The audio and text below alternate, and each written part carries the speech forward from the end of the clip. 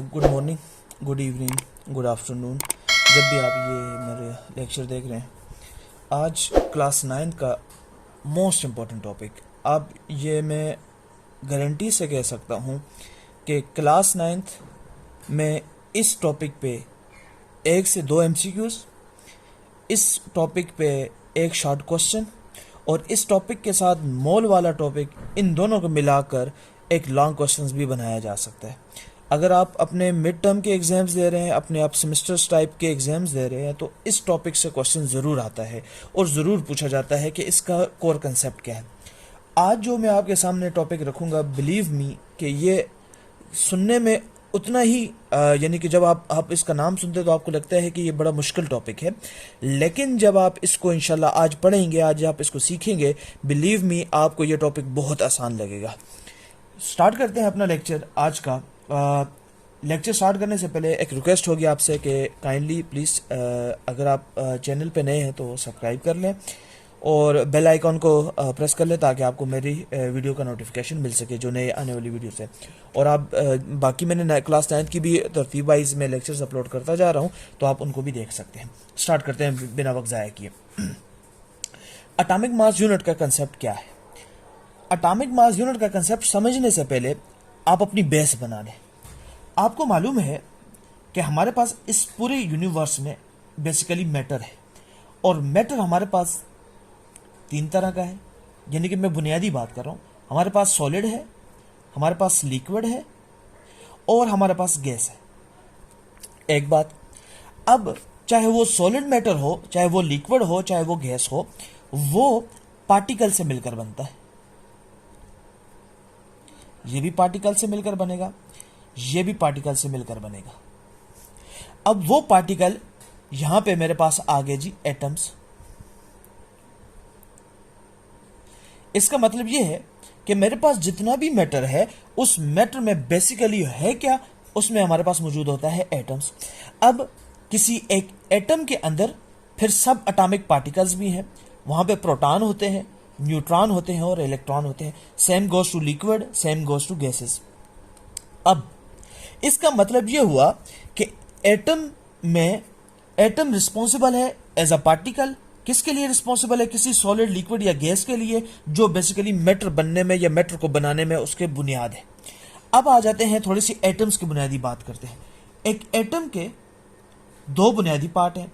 एक उसका न्यूक्लियस है और एक उसका बेसिकली हमारे पास शेल है या ऑर्बिट जिसे कहते हैं आप। अब आगे बात, किसी एटम में जो न्यूक्लियस होता है, ये मैं मास नंबर और एटॉमिक नंबर की वीडियो में आप इस चैनल में देख सकते हैं। क्लास 9 में ही अपलोड, मैंने उसकी प्लेलिस्ट बनाई हुई है, उसमें मैंने अपलोड की हुई है। एटम में न्यूक्लियस के मास के बारे में मैंने मजीद वहां पे बात की हुई है। एटम का जो न्यूक्लियस होता है, बेसिकली ये वो रिस्पॉन्सिबल होता है एटम के कुल मास के लिए। यानी कि जो फुल एटम का मास है, वो बेसिकली एटम का न्यूक्लियस ही है जो बेसिकली फुल मास को अटेन करता है, उसको अपने पास रखता है। जो शेल में मौजूद इलेक्ट्रॉन्स होते हैं, वो इलेक्ट्रॉन्स इतना मास होल्ड नहीं करते। अब सवाल ये उठता है कि न्यूक्लियस में ऐसी कौन सी चीजें हैं जो बेसिकली एटम के मास की सबब वजह बनती हैं। तो हमारे पास 2 सब एटॉमिक पार्टिकल्स हैं। एक हमारे पास आ जाता है प्रोटॉन आ जाता है और एक हमारे पास आ जाता है न्यूट्रॉन आ जाता है। इसका मतलब यह है कि अगर मैं किसी तरह मालूम कर लूं कि एक प्रोटॉन का मास कितना है, एक न्यूट्रॉन का मास कितना है, और यह भी याद रख लें कि तकरीबन प्रोटॉन और न्यूट्रॉन का मास तकरीबन बराबर होता है, इनका मास तकरीबन इक्वल होता है। अब मैं किसी तरह किसी एक प्रोटॉन का, किसी एक न्यूट्रॉन का मास मालूम कर लूं, तो मैं उसके नंबर के साथ, यानी मान लीजिए मेरे पास सोडियम है। अब सोडियम एक एटम है, उस एटम के अंदर मेरे पास 11 प्रोटॉन है और मेरे पास उसका एटॉमिक नंबर जो मास नंबर है वो है मेरे पास 23। अब मैं किसी तरह मैं एक प्रोटॉन का मास मालूम कर लूं कि वो मास, किसी एक प्रोटॉन का मास कितना है। अगर ये मैं मास किसी तरह फाइंड कर लूं, किसी फार्मूले के जरिए किसी तरह इसको फाइंड कर लूं, तो मेरे पास एक प्रोटॉन का मास आएगा। तो मैं उस एक प्रोटॉन के मास को अगर मैं मल्टीप्लाई कर लूं उस नंबर के साथ कि जितने मेरे पास नंबर ऑफ प्रोटॉन्स है, तो मेरे पास इस एटम के अंदर जो प्रोटॉन मास बनाने में किसी एटम की हेल्प करते हैं वो मेरे पास आ जाएगा। सिमिलरली मेरे पास जो प्रोटॉन है इनको भी मैं कर सकता हूं, यानी कि मैं अगर 23 को मल्टीप्लाई करूं उस मास से, mass of what, mass of proton या मास ऑफ न्यूट्रॉन से, जब मैं इसको मल्टीप्लाई कर दूंगा तो मेरे पास एटम का मजमूई तौर पे मास आ जाएगा। अब इसका मतलब यह है कि एटम के लिए जो बुनियादी इकाई बनती है या जो बुनियादी जुज़्व है वो है उसका एक प्रोटॉन का मास। अब आप नाम को करेक्ट करें, एटॉमिक मास यूनिट। यूनिट से मुराद ये है कि उस एक इकाई का मास कितना होगा, उस एक इकाई का मास, उस एक इकाई का अगर आप मास मालूम कर ले, इकाई से मुराद याद रखिएगा मैं एक प्रोटॉन या एक न्यूट्रॉन की बात कर रहा हूं, क्योंकि मैं फिर कह रहा हूं क्योंकि एक प्रोटॉन या एक न्यूट्रॉन का मास तकरीबन बराबर होता है, इनका मास बराबर होता है। यानी ये समझ लीजिए कि अगर प्रोटॉन का मास आ रहा है 1.00 समथिंग है तो न्यूट्रॉन का मास भी 1.0013 समथिंग आ जाएगा, लेकिन इनका तकरीबन बराबर होता है। अब इसका मतलब यह है कि मैं किसी एक यूनिट का, यानी या तो प्रोटॉन का या मैं न्यूट्रॉन का मास मालूम कर लूं तो मेरे पास एक यूनिट के मास को मालूम करने के लिए जो कंसेप्ट आता है वो है एटॉमिक मास यूनिट। लेकिन इसको मैं मालूम कैसे करूंगा? इसको मालूम करने के लिए मैं इसको किसी के साथ मुआवजा करूंगा। अब मैंने मुआवजा किससे किया? मैंने मुआवजा कर लिया कार्बन के साथ। कार्बन को एज अ एलिमेंट क्यों सिलेक्ट किया गया? क्योंकि याद रखिए कार्बन का जो मास नंबर है वो है 12, इसका जो एटॉमिक नंबर है वो है 6, इसके अंदर 6 प्रोटॉन है, 6 न्यूट्रॉन है और 6 इलेक्ट्रॉन्स है। ये बेसिकली वो वजह बनी, और ये चूंकि नेचुरली बहुत ज़्यादा अबंडेंट भी है तो ये कुछ बुनियादी वजूहात की वजह से कार्बन को एज अ स्टैंडर्ड ले लिया गया। अब मैंने क्या किया? मैंने उस एक इकाई का मास मालूम करना है, लेकिन मैंने उसको क्या किया? मुआवजा किया। रिलेटिव का मतलब यह है कि मुआवजा करके। और मैंने किसके साथ मुआवजा किया? मैंने कार्बन के साथ बेसिकली मुआवजा करके किसी यूनिट का मास मालूम कर लिया। तो याद रखिएगा ये कंसेप्ट आ जाता है relative atomic mass. Relative atomic mass क्या है? मतलब कि मैंने किसी एलिमेंट के साथ, किसी स्टैंडर्ड एलिमेंट के साथ मुआवजा कर लिया। एटॉमिक मास यूनिट का मतलब क्या है कि उस मुआवजा करते हुए मैंने किसी एक यूनिट का मास मालूम कर लिया। अब जरा समझिएगा फार्मूला क्या है। किसी एक यूनिट का मास मालूम करने का जो फार्मूला है वो है, या आप सुनते हैं, mass of 1C12 atom divided by 12। अब जरा इसी को करेक्ट कर लीजिए। देखिए कार्बन के अंदर उसका मास नंबर क्या है? उसका मास नंबर है 12। इसका मतलब क्या कि उसके अंदर 6 प्रोटॉन और 6 न्यूट्रॉन है। यानी इसका मतलब यह है कि कुल उसके पास 12 प्रोटॉन या 12 प्रोटॉन प्लस न्यूट्रॉन है। अब उसमें से एक यूनिट का, यानी एक यूनिट से मुराद किसी एक प्रोटॉन का मास कितना है, तो उसको मैं कैसे मालूम कर सकता हूं कि अगर मैं मास ऑफ 1 कार्बन एटम को डिवाइड कर दूं, किस पे? 12 पे डिवाइड कर दूं, तो मेरे पास एक यूनिट का मास आ जाएगा। अब जैसे यहां पे फिर अगर आप इसकी डिफिनेशन लिखना चाहें इसकी रिलेटिव एटॉमिक मास की, तो रिलेटिव एटॉमिक मास की डिफिनेशन अक्सर क्या लिखी जाती है? Relative atomic mass. इसको आप यूं भी कह सकते हैं रैम। ठीक हो गया? तो कैसे क्या कहा जाता है? The mass of an atom of an element relative, ये लफ्ज पे गौर कीजिएगा, relative to the mass of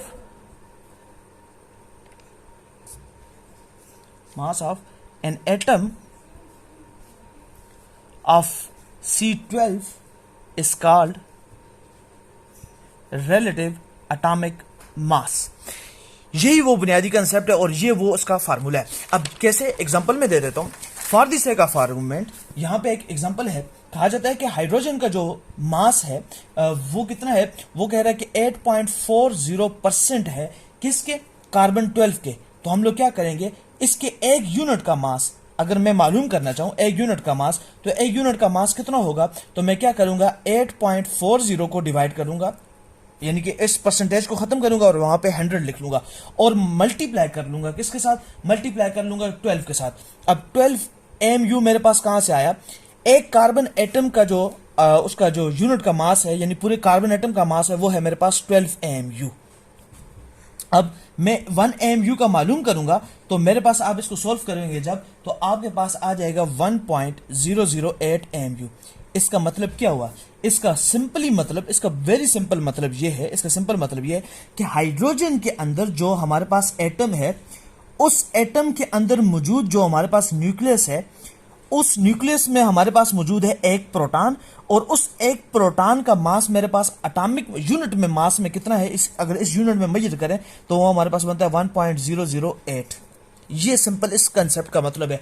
आपके सामने इसके अलावा कोई भी बातें की जाएंगी वो सारी एक्स्ट्रा बातें होंगी, वो लुभाने के लिए होंगी। जो बुनियादी कंसेप्ट इसमें समझने का है कि ये रिलेटिव एटॉमिक मास या एटॉमिक मास यूनिट का कंसेप्ट क्या है। एटॉमिक मास यूनिट का कंसेप्ट यह है कि किसी एटम के अंदर उसका मास बनाने वाले जो बुनियादी अज्जा हैं, यानी प्रोटॉन और न्यूट्रॉन जो न्यूक्लियस में पाए जाते हैं, उसमें से एक प्रोटॉन या एक न्यूट्रॉन का मास कितना है आप ये फाइंड कर लें और उसको आप कंपेयर कर लें किसी स्टैंडर्ड के साथ, और उस स्टैंडर्ड के साथ जब कंपेयर करेंगे और आप उसी एटम का क्या मालूम कर लें, एटॉमिक मास मालूम कर लें, तो ये कंसेप्ट बेसिकली आपके सामने आकर ये बयान करने की कोशिश करता है कि आप किस तरह फाइंड कर सकते हैं किसी एटम का इस तरह मास। एक बात तो ये आप समझ लीजिए। अब हाइड्रोजन का आप अब खुद गौर करने वाली बात है। हाइड्रोजन के अंदर देखिए, हाइड्रोजन के अंदर एक प्रोटॉन है और उस एक प्रोटॉन का जो मास है वो कितना है 1.008 AMU। सिमिलरली अब नाइट्रोजन को देखिए, नाइट्रोजन का अगर आप कभी मास नंबर देखें तो हाइड्रोजन का चूंकि ये मास नंबर भी जो है तो वो 1 है, ये भी देखें। नाइट्रोजन का अगर आप देखें तो नाइट्रोजन का आपके पास जो मास नंबर है वो है 14। अब आप क्या करो, 14 को मल्टीप्लाई कर लो 1 पॉइंट, क्योंकि एक का कितना है 1.008, तो 1.008 MU के साथ आप मल्टीप्लाई करोगे तो आपके पास जो फिगर आएगा वो यूं कुछ इस तरह बनेगा 14.0067 AMU। कुछ इस तरह कैलकुलेशन में ये फिगर आ जाएगा। बेसिकली अब आप कहोगे कि सर अगर आप 14 को इसके साथ मल्टीप्लाई करें तो थोड़ी सी वैल्यू ज़्यादा आती है। बेसिकली जहाँ पे जब हम लोग रिलेटिव एटॉमिक मास को देखते हैं तो हम लोग यहाँ पे परसेंटेज लेते हैं और उस परसेंटेज को सोल्व करते हैं। यहाँ पे चूंकि मैं बुक की एग्जांपल को कोट कर रहा हूँ तो वहाँ पे सिर्फ एक हाइड्रोजन की दी हुई है, लेकिन अगर किसी को समझ नहीं आती है तो वो कमेंट सेक्शन में जो है तो अपनी क्वेरीज लिख दे, मैं उसको सोल्व कर दूंगा और उसको अगली वीडियो में उसको और मजीद क्लियर कर दूंगा। ये आपने कुछ बुनियादी बातें हैं जो रिलेटिव एटॉमिक मास के बारे में याद रखनी है। दोबारा बता रहा हूं, एक समरी कर रहा हूं आज के लेक्चर की। रिलेटिव एटॉमिक मास यूनिट या एटॉमिक मास यूनिट बेसिकली बुनियादी बात क्या करता है। जब भी आप इस जुमले को सुने तो आप बस इस बुनियादी बात को याद रखें कि ये बेसिकली वो तरीका है कि जिस तरीके के जरिए हम किसी एटम के अंदर मौजूद मास नंबर का जो एक इंडिविजुअल इकाई है, यानी एक प्रोटॉन या एक न्यूट्रॉन, उस एक प्रोटॉन उस एक न्यूट्रॉन का मास मालूम करने का ये एक मेथड है और ये क्लासिकल मेथड है। आजकल तो मुख्तलिफ मास स्पेक्ट्रोग्राफ या डिफरेंट टाइप ऑफ जो है तो वो टेक्निक्स को हम लोग इस्तेमाल करके आज का IR स्पेक्ट्रम वगैरह या डिफरेंट जो स्पेक्ट्रम्स वगैरह हम लोग स्टडी करते हैं, अब उसके जरिए अब मालूम किया जाता है। अब ये चीज़ें पीछे रह चुकी हैं, लेकिन ये वो स्टैंडर्ड तरीका था जो बर्जीलियस ने या दीगर साइंटिस्ट ने इस्तेमाल करके बेसिकली हमारे पास इस टॉपिक को इस तरह कंक्लूड किया था। Thank you so much, like and subscribe.